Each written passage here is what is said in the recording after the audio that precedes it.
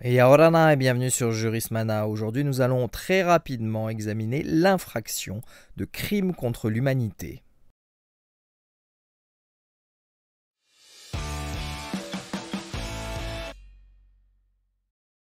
La notion de crime contre l'humanité est apparue pour la première fois dans la charte du Tribunal international du Nuremberg, annexée aux accords de Londres du 8 août 1945.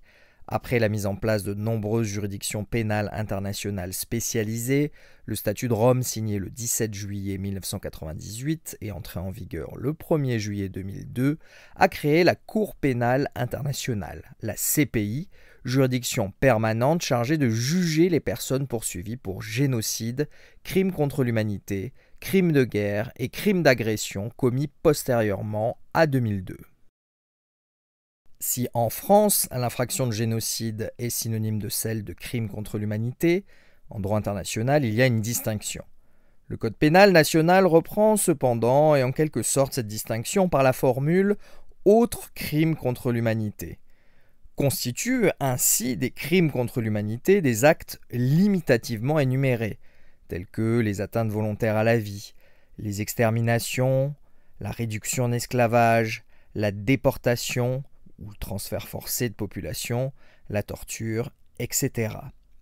Ces éléments sont commis en exécution d'un plan concerté à l'encontre d'un groupe de population civile dans le cadre d'une attaque généralisée ou systématique.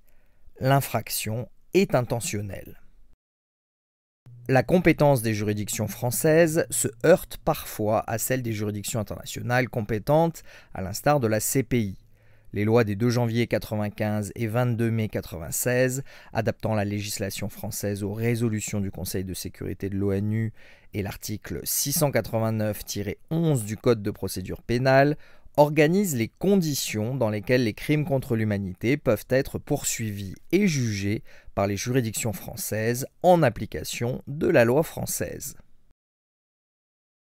Et si vous aimez ce contenu, n'hésitez pas à vous abonner, à aimer la vidéo, à la partager et à la commenter. Marurua. L'auteur ou le complice d'un crime contre l'humanité ne peut être exonéré de sa responsabilité du seul fait qu'il a accompli un acte prescrit ou autorisé par des dispositions législatives ou réglementaires, ou qu'il a accompli un acte commandé par l'autorité légitime. En France, les peines prononcées, principales et complémentaires, sont imprescriptibles.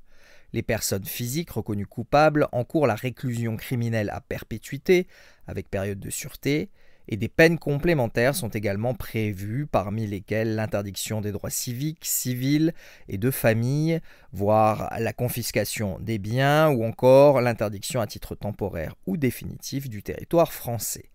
Les personnes morales encourent, outre l'amende, la confiscation de tout ou partie de leurs biens et les peines de l'article 131-39 du Code pénal, dont notamment la dissolution. Et voilà, nous en avons terminé avec cette très rapide vidéo sur l'infraction de crime contre l'humanité. Merci à tous et à très bientôt sur Jurismana. Parheane.